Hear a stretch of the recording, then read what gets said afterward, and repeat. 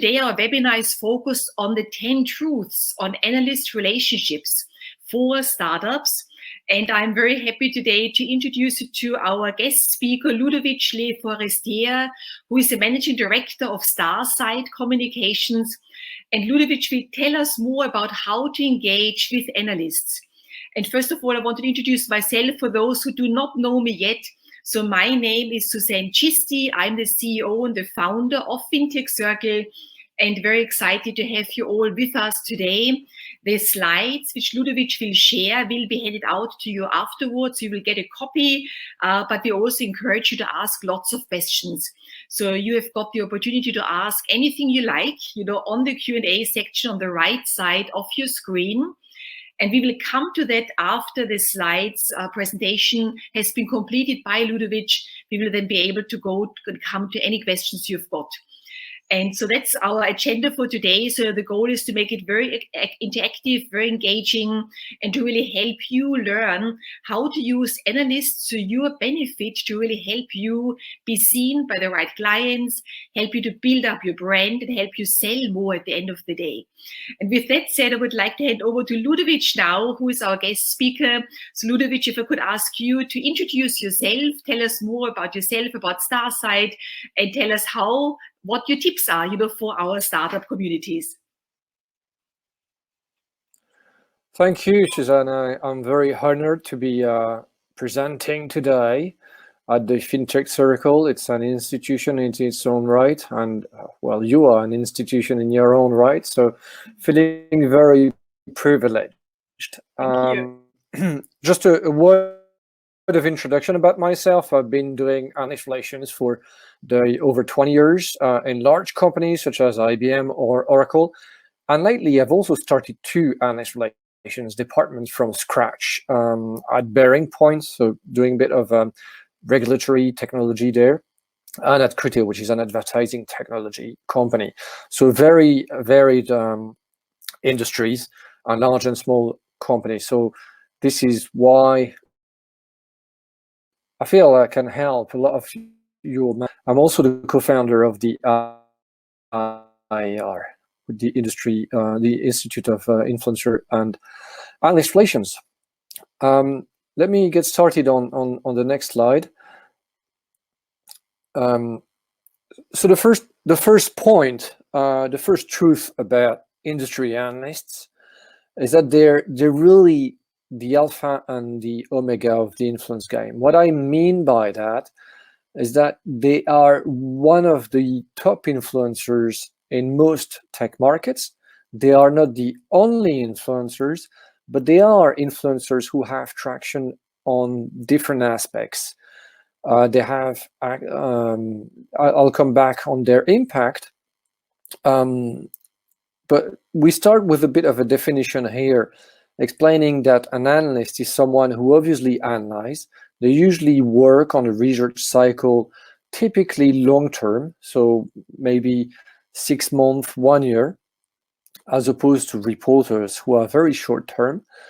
They go very much in depth thanks to that research agenda, and they publish research, they publish opinion, commentary, market sizing, and forecasts. So they publish different types of deliverables, and all kinds of analysts do different things as well. You might know the names at the bottom of the slide here. You have some analysts like Gartner, IDC, Omdia, Forrester are very well known throughout the tech industry. And then IDC Financial Insights, ATE, Celent, Firebrand Research are analysts who specialize more on financial services, so they're very well known there. It's important not to concentrate only on the 500-pound gorilla that is Gartner. It depends what you're after. But what's for sure is that the analysts in all the buying surveys are cited by all buyers, by all CIOs, as either the best source of information or the most reliable source for advice and insights. And they talk to them, they read them. So if we go to the next slide, we're coming on to the impact of analyst relations there. And I think it's really important to understand that even though startups and fintechs are primarily often motivated by growth, because it tends to be the stage that many of you are in, it is certainly not the only outcome. So if you engage with influencers to drive sales, which is at the bottom of this slide here, you will get there, but it's a long game. So analysts are inserted in the sales process at all the stages. It can be much more effective and much cheaper than growth hacking. But again, it's a long game. So it's not because you court an analyst that suddenly the analyst will recommend you to clients. It will happen, but it will take time to build that relationship. So I would say that's the fourth objective. The third objective that you should have at your stage is perception. That's what I call opinion here on this AR compass, describing the four outcomes of analyst relations.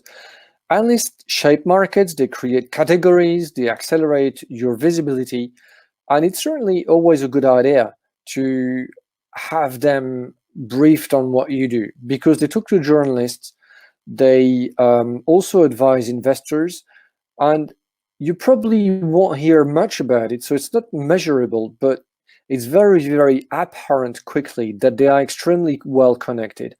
And it's always a good idea with very connected people to have them on your side to do some evangelization. The second objective you should have is marketing, or go-to-market, or marketing enablement. So analyst research is second to none when it comes to lending credibility to your go-to-market tactics. Independent research can be turned into webinars, leverage for events, driving footfalls at webinars, and so on. So the analysts are highly credible, they're independent, they won't parrot what you want them to say, but they are really, really essential when it comes at cutting through the content avalanche. There's so much content out there that having an analyst that knows and have a point of view and knows the industry is definitely a way to cut through all the clutter. And that leaves us with the first goal that you should be having in mind is really insights. Analysts are a great sounding board to get input on your product roadmap, test your messaging, get feedback on your corporate strategy, and generally keep your finger on the pulse. Because they talk to everyone, it's a great shortcut. Rather than you having hundreds of conversations, you can narrow them down to a few analysts, have their point of view, sound them regularly, and really use them for what they're good at. It's insights. They can avoid you really, really expensive mistakes, such as M&A, buying the wrong company, hiring the wrong person, and so on. So I think it's really, really important. We'll come back on that insights aspect later. The next slide is around a question I get all the time. We're talking to CEOs, and CEOs tell us, well, we don't see the analysts, and anyway, it's too early because we don't have time. This is all true, except it's not. You're not too early. The analysts like to have the inside track on new technology, on new companies, and by engaging rather early, even if your pitch isn't very polished, you're doing them a favor because you're helping them seeing future trends, and they might be interested. So it's a good idea to be humble and to approach them saying, well, we don't have everything big, but we think this is interesting because. So if you have that little early pitch, that will be interesting. Typically, I would advise starting engaging with analysts at round B and C. That's typically where I would start. Sometimes people engage at the MVP aspect or the MVP stage. You'll still be providing them a breath of fresh air compared to legacy established vendors. You have to balance your resources, of course, but start early. And it's a two-way relationship again. The real insights you'll get from them will accelerate your development just as well. And more onto that, the analyst will save you time and money. So when you engage with analysts, you get insights from thousands of customer conversations. So you might think, okay, it's too expensive, I don't have money, and I'll come back to that, to spend on subscriptions. This is very possible.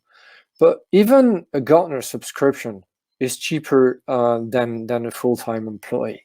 So if you use it very well and if you value the insights, then consider it. Of course, if you after speaking to a few analysts, if you think that they don't understand your marketplace and it's a waste of time, don't spend the money. I'll come back to that a bit.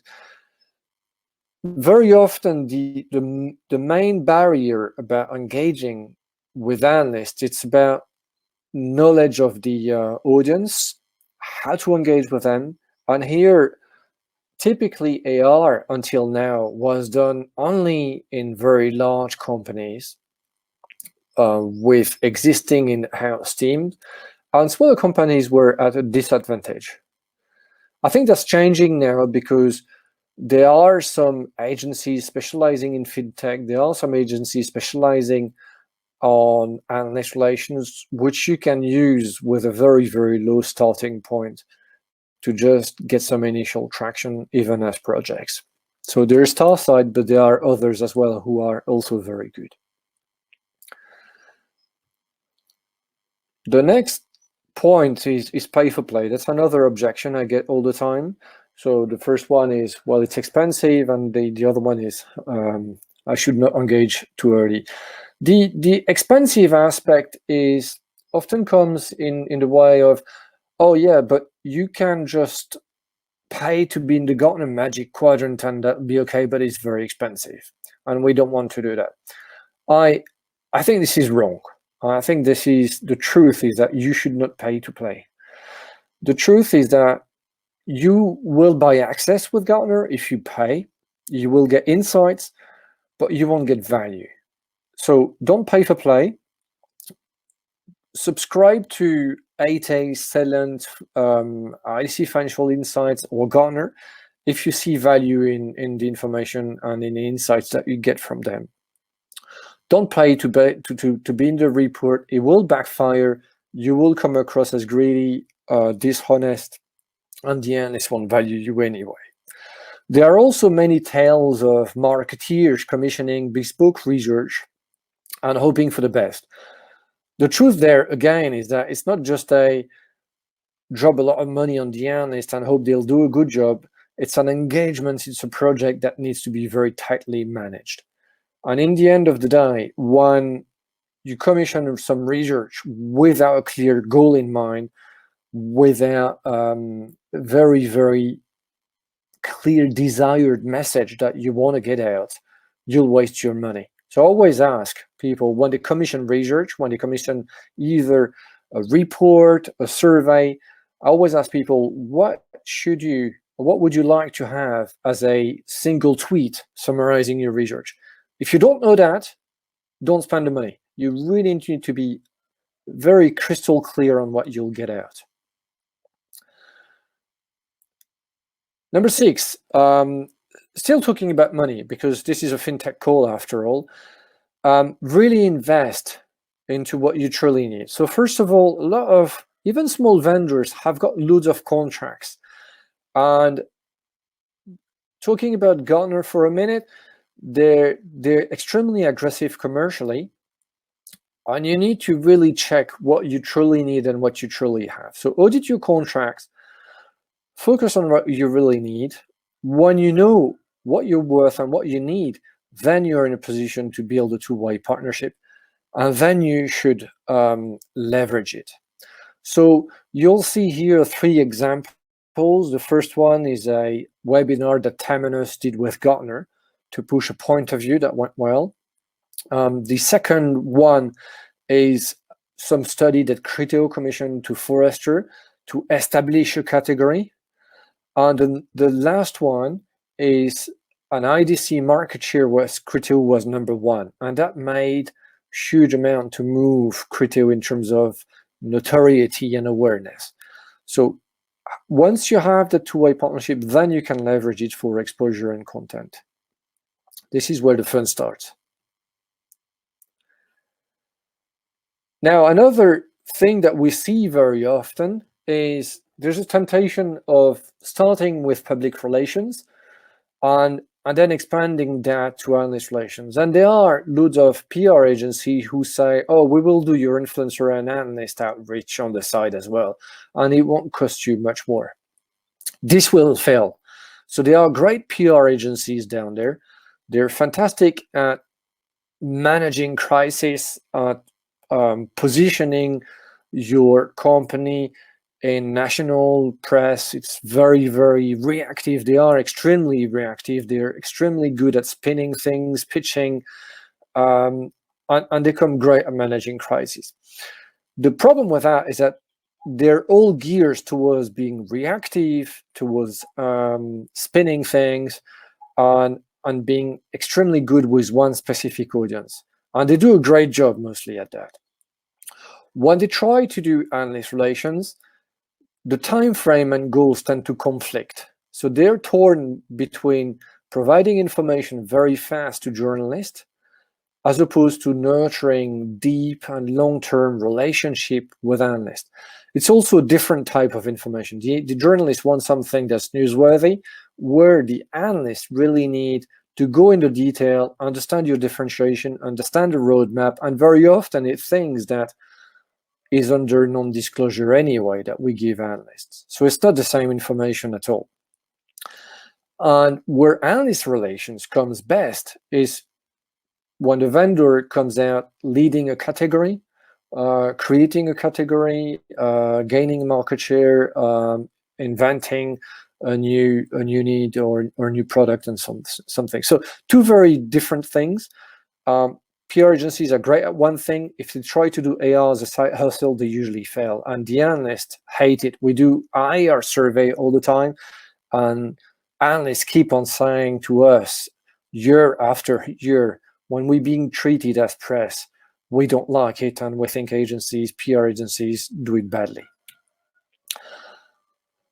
The last one slide, let me move to the next, number 8, or one of the last ones is, of course, you have to know the landscape. I think there are about 8,000 B2B influencers overall. There are over 5,000 analysts, 2,000 consultants, and just one in the database we use with our partner AR Insights.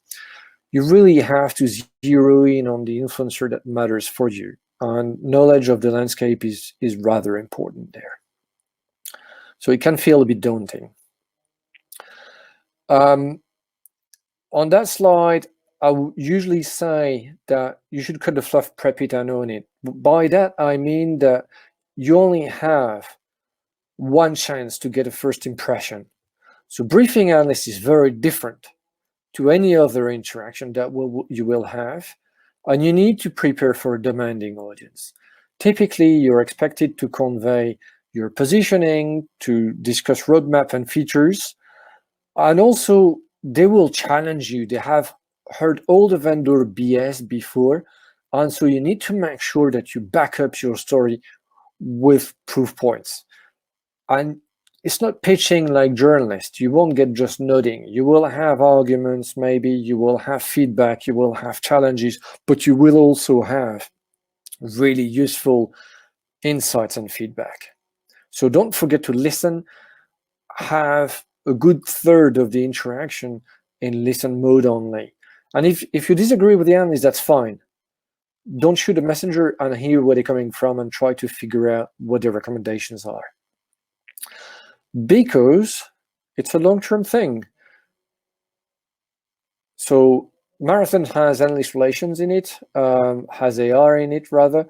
So it's always hard to be patient when you're in startup mode, but developing those human precious relationship is a long game. You need to be tenacious, and the most difficult thing is to always be following with analysts. That's the main thing.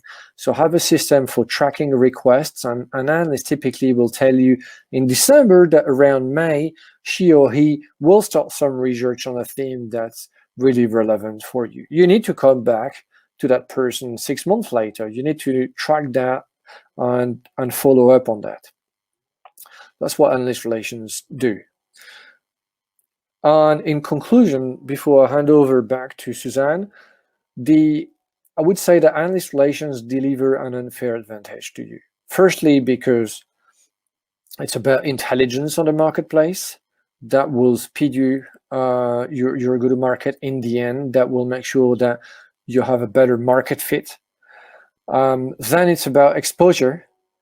It's a smaller part, I think, of the industry analyst value. And growth. In the long term, it will pay. You will make contacts. You will hire the right people through recommendations. You will get through into the right accounts. But it's a long-term play. So start with getting insights and intelligence. Over to you, Susanne. Fantastic. That was excellent, Ludovic. Thank you so much, and super insights, for all our fintech startups.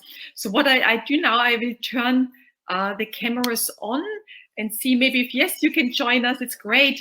So thank you very much. Very good presentation, Ludovic. And maybe if I can start with a few questions, and then we can also ask our attendees. So any questions you've got, just type it in the right side of your screen. You've got here the Q&A box. You can just type in any questions you've got for Ludovic, and we will come to those in a second. But anything you can ask now to take the advantage of getting the advice Ludovic has got for you.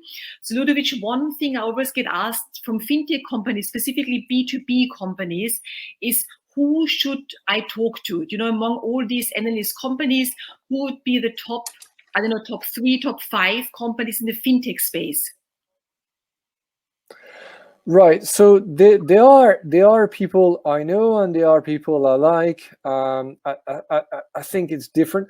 It's a bit of a different thing. So the biggest firms are Gartner. They do have analysts covering fintech and in general financial services, and so does IDC. So those two firms are, of course, you can't avoid them. I think they have great analysts, but I will always go to people who I know provide a lot of value. So one person I have in mind, for instance, is Enrico Camarelli. Sorry, I always butcher his name. So Camarelli, I'll get there. Susanne, you might be able to pronounce that better than I do. But he's excellent, and I always think that the conversations I've had in many settings with him are extremely insightful. There are other firms like Firebrand. Just published an interview with them on the IR website, which I think is great. But it really depends what you do. If you do blockchain or RegTech, you will have different set of influencers. And the whole identification game is a patient labor of love, where you go to analyst and you look at their research agenda, you look at what they cover, and you look at whether they align with your business or not. Makes sense, Ludovic. And how should you start talking to them? So let's say you identified an analyst you want to reach. Should you contact them via LinkedIn, or should, if you don't know them there personally, what is the best approach to reach out to them? Usually we try to be very structured, because as I said earlier, you can only make a first impression once, and then usually you have one shot at it. So if you approach an analyst and you're not relevant, you'll be marked in the not relevant case, and then they won't want to hear back from you again. So at Starsight, we call that the 4 E's. So it's explore your audience first, then we engage and onboard the influencers, then we execute, which means addressing them programmatically, regularly, via newsletters, via briefings, but in a very systematic manner, and finally elevating them, so making sure that you take and leverage what they produce to help your company. So the first outreach is usually, well, I just give them a call because I know them, or email, but you need to have a very crisp, very short pitch saying, hey, we've got a new technology, it does this. Are you interested, or does that fit well in your coverage area? You don't need much more than that. But very often firms, I think, fail there because they don't have an elevator pitch that bridges the burning platform and their technology. Very often there's something like there's world hunger, and then there's blockchain, and there's nothing between. So you need a bridge between the problem statement and your technology, and it can't be your technology fixing the world hunger. That doesn't work. Yes, yes, makes sense, Ludovic. And how long does it take realistically to build a relationship? So if a startup starts from scratch, Right. what should they expect? That's the $1 million question, Susanne. I think it's a really good question. And frankly, it's the ugly truth as well. It takes longer than most startups are prepared to invest. This is the truth. And you need to be patient there. An agency with existing relationship will help you speed that up. But even us, we can't make those personal collections artificially. You need to connect and win the trust, earn the right to speak to them. And it's like any human interaction, it takes a bit of time. We can speed that up because we know exactly how to approach them. But it takes, I would say, 6 months, 18 months sometimes. Yes, I can imagine, because there's so much choice for the analysts whom to speak to. They probably will monitor and see on an ongoing basis, can I rely on this person? Does he or she tell me the truth? Is it relevant for me as an analyst? Do I look better based on what they told me? Do I stand out in my research? So it's a question of building trust slowly. But that's the game, that's the strategy. Because then again, the good thing is it's more difficult to lose as well. It's not like a short-term thing, but it's a long-term investment on both sides to make it work. And again, I think that point is super important, Susanne. What you have mentioned is how much can they trust you, and how much do you help them looking smarter in front of their own client? As in, how can you help them positioning your company, but also coming up with a better understanding of the market space, client you've put your finger in it. Yes, that's true. That's true. So we've got a few more minutes left. So any questions for Ludovic, please feel free to type them in on the right side in the Q&A box on your screens.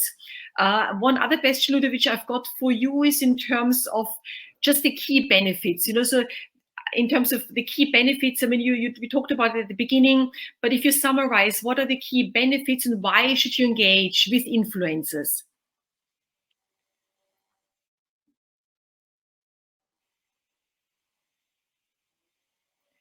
Maybe we have lost the video for Ludovic. Maybe Ludovic, you can. In a nutshell, it will save you time. Okay. You could switch off the video and maybe we can hear your voice, Ludovic. Okay, can you hear me better? Excellent, yes. Okay, so I think it's a good question. I think in the end of the day, industry analysts can save you time, a lot of time.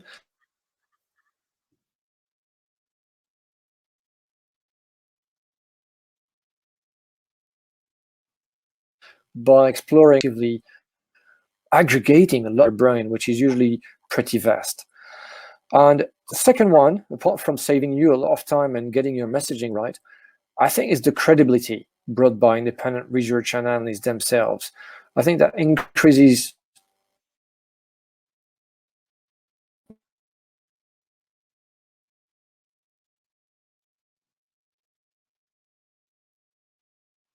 massively the chances that long list at the technical level, and those technical people read a lot of analyst reports and they prepare the long list.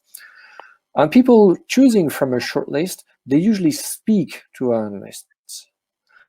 And then they get advice on there. And it depends on the use case, and it's a bit, but very